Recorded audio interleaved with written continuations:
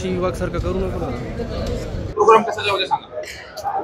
उद्या 29 तारखेला महाराष्ट्र राज्याचे उपमुख्यमंत्री आणि राष्ट्रवादी काँग्रेस पक्षाचे अध्यक्ष आदरणीय अजितदादा पवार साहेब, प्रफुल्लजी पटेल साहेब आणि प्रदेशाध्यक्ष खासदार सुनील तटकरेजी या ठिकाणी बीडला जनसन्मान यात्रेनिमित्त येणार आहे. त्यांच्या समवेत पालकमंत्री धनंजयजी मुंडे साहेब आणि पक्षाचे काही पदाधिकारी या ठिकाणी उपस्थित राहणार आहे. हा कार्यक्रम हा बीड विधानसभा क्षेत्रातील महिला, युवक आणि शेतकऱ्यांसाठी आहे आणि मोठ्या संख्येने या ठिकाणी उपस्थिती त्यांची राहणार आहे. जे काही कामं या सरकारच्या माध्यमातून लोकांची झालेली आहेत त्याचा आढावा आणि त्यासोबतच इतर ज्या मागण्या आपल्या मतदारसंघातल्या, शहरातल्या, ग्रामीणच्या आहेत त्या लोकांच्या व्यथा आणि अडचणी आम्ही सुद्धा पक्षप्रमुखांसमोर मांडणार आहोत आणि त्यातून नक्कीच चांगलं काही ना काही आपल्या या मतदारसंघाला, शहराला दादांच्या माध्यमातून भेटेल.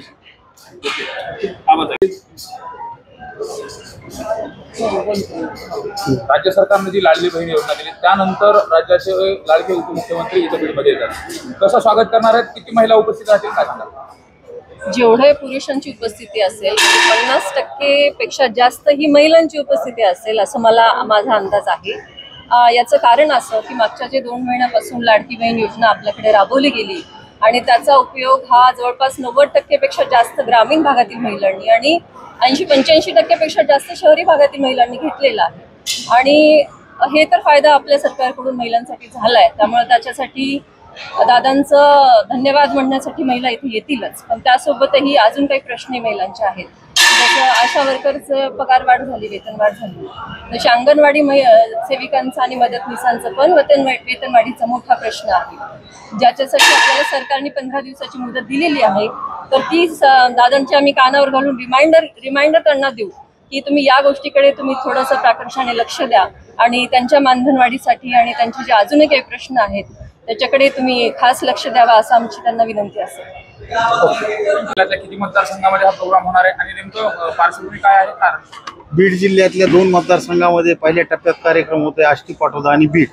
पहिल्यांदा त्यांचं हेलिकॉप्टरवर 10 वाजता स्वागत केल्याच्या नंतर महिला आणि तरुण मुलं त्यांचं स्वागत करणार आहेत आणि प्रचंड महिलांची रॅली आणि तरुणांची रॅलीने त्यांना स्टेजकडे आणण्यात येईल.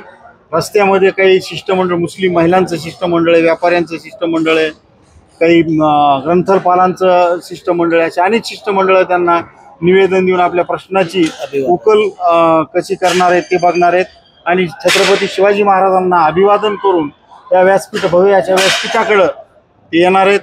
आणि इथं आल्याच्या नंतर त्यांना जर कुणाचे काही प्रश्न असतील महिलांचे, ते जे काही निरासन झालं नसेल त्याच्यासाठी प्रश्न उत्तर होतील आणि ते ह्या कार्यक्रमाला संबोधित करून पुन्हा 2:30-3 वाजता आष्टी पाटोद्याकडे रवाना होते. लाडकी बहीण हा कार्यक्रम, लाडकी बहीण त्यांना या राज्यामध्ये जवळपास 40,000 कोटीचं बजेट लाडका भाऊ म्हणून अर्थमंत्री आदरणीय दादांनी दिलेलं आहे.